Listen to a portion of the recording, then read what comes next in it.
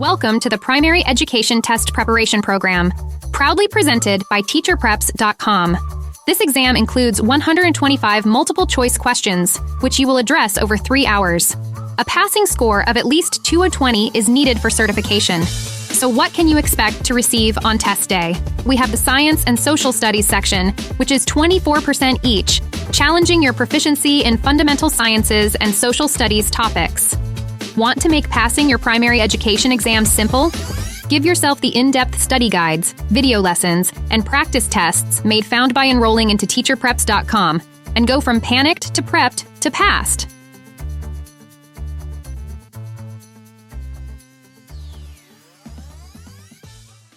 Hello, future teacher, and welcome to our comprehensive teacher certification test preparation online training lesson. Today, we'll be covering social studies instruction. Let's get started. 1. Interpretation and analysis of visual and data representations. First, we need to understand how to interpret and analyze various forms of information. This includes pictures, maps, graphs, charts, diagrams, and timelines. Each type of visual aid has a specific purpose and a particular way it should be analyzed. For example, when looking at a map, identify the legend, scale, and type of map. Is it physical or political? What patterns do you notice?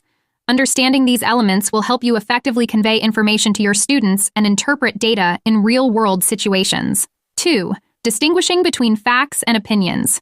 It's crucial to teach our students the difference between facts and opinions. Facts are objective, verifiable, and unbiased. They are based on evidence. Opinions, however, are subjective and based on personal feelings or beliefs. They vary among individuals and are not always verifiable. Recognizing this difference is essential for developing critical thinking skills. 3. Recognizing cause and effect relationships. Understanding cause and effect relationships is a key skill in many subjects. A cause is an event or action that makes something else happen, while the effect is what happens as a result of the cause.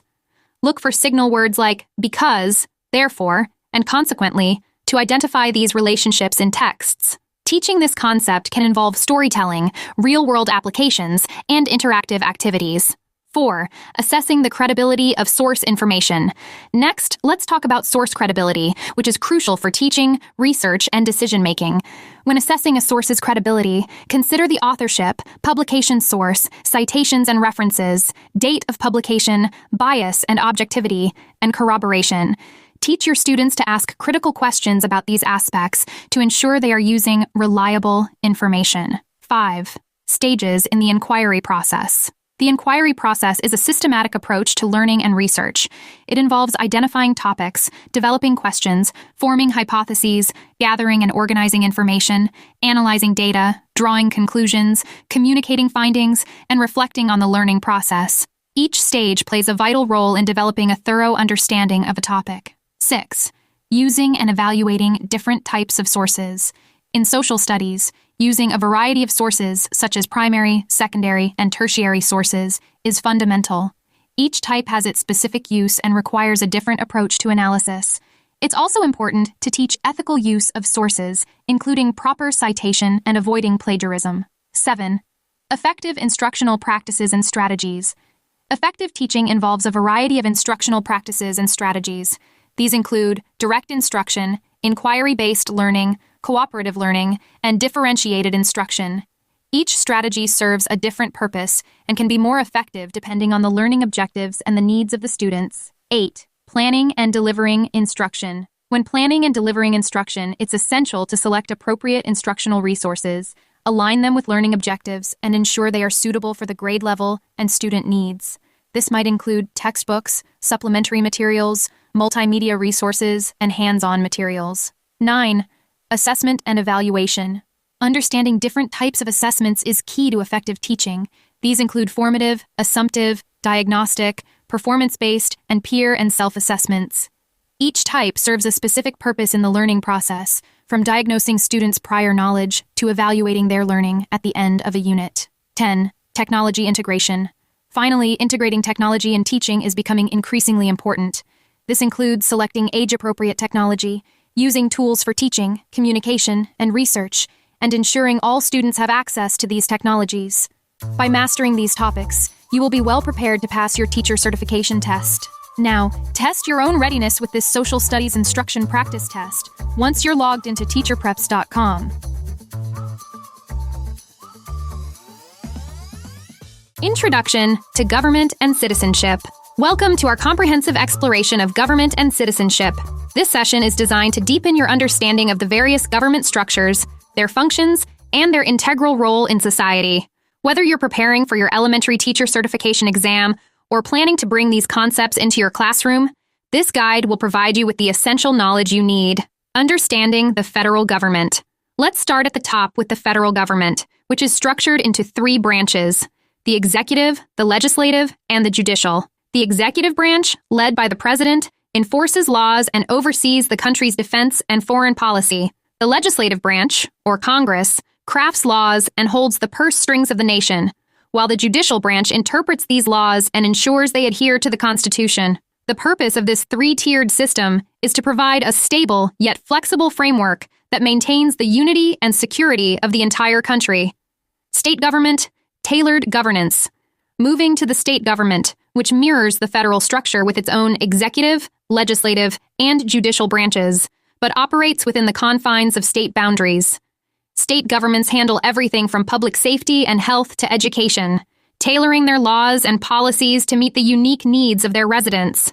It's a dynamic system where state-specific issues can be addressed swiftly and effectively. Local government, closest to the community. On the most accessible level, we have local government.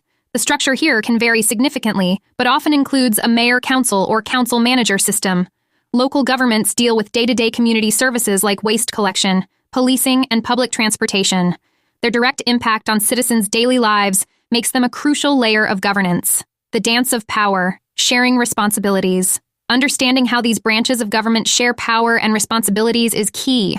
They operate under a system of checks and balances where each branch has the authority to amend or veto the actions of the others, maintaining a balance that prevents any single branch from becoming too powerful.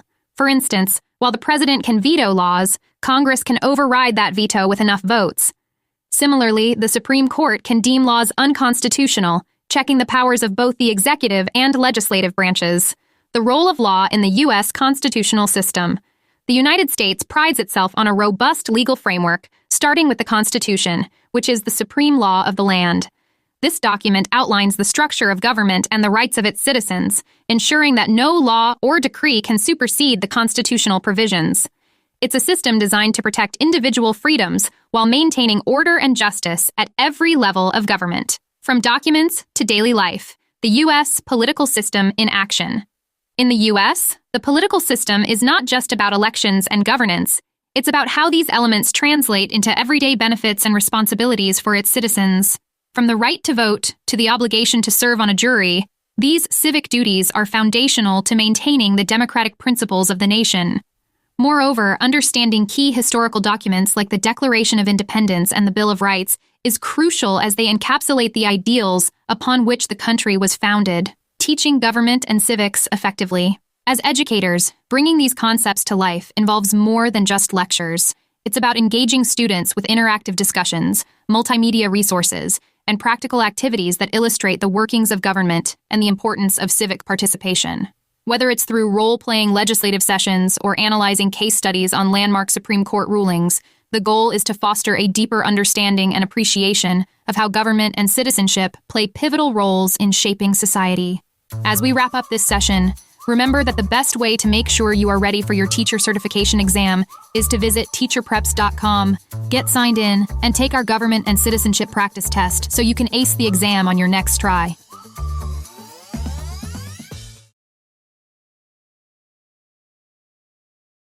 Welcome, everyone. Today, you will learn different forms of economic systems. This understanding is crucial and will give you a solid foundation to pass your teacher certification exam. Decoding forms of government. Let's start by unpacking the various types of government. 1. Democracy. Here, power truly lies in the hands of the people. Democracies often foster capitalist or mixed economies, promoting markets where individual economic freedoms flourish. This setup allows for public participation in economic decision-making, leading to vibrant and diverse economic environments. 2. Monarchy. Whether it's an absolute or a constitutional monarchy, the economic impact can vary. In absolute monarchies, you might see more centralized economic control, whereas constitutional monarchies like the UK blend monarchic elements with democratic processes, influencing the economy in ways similar to democracies. 3. Theocracy. In governments ruled by religious laws, economic activities are often closely aligned with religious doctrines. This can restrict certain types of businesses and affect the overall economic landscape. 4. Totalitarianism. Under totalitarian regimes, the government holds tight reins over the economy, often resulting in command economies where innovation and individual entrepreneurial activities might be stifled. 5. Republic. In republics, the government is a public matter, and officials are elected to represent the people. This system supports various economic systems, but generally upholds laws that protect private property and encourage free enterprise, navigating through monetary and fiscal policies. Now, let's talk about the pillars of economic strategy: monetary and fiscal policies. Monetary policy involves regulating the money supply and interest rates, managed by the nation's central bank. Fiscal policy, on the other hand, concerns government spending and taxation. Both are instrumental in steering the economic ship, influencing everything from inflation rates to public investment. Delving deeper into democratic republicanism. Transitioning to the ideologies of democratic republicanism, this form of government blends the ideals of democracy with the structure of a republic. It champions principles like popular sovereignty, where the power is vested in the people, and the rule of law, ensuring that everyone, including government officials, is accountable under the law. Economically, democratic republicanism supports a free market economy where supply and demand dictate market conditions, and private property rights are staunchly protected. The government's role is generally limited, focusing on creating favorable conditions for economic growth and safeguarding public welfare. The role of economic concepts in governance. Understanding basic economic concepts such as supply and demand, scarcity and opportunity cost is vital. These principles help us analyze government policies and their effectiveness. For instance, how does a government decide to allocate its limited resources? What are the trade-offs? These decisions are at the heart of economic policymaking, global economic systems, and interdependencies.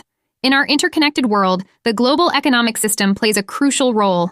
Nations are linked through trade, investment, and policy.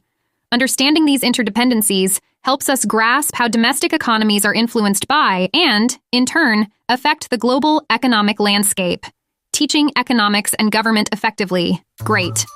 Now it's time to head on over to teacherpreps.com to take the economics practice test and make sure you will be fully prepared to master your teacher certification exam on test day.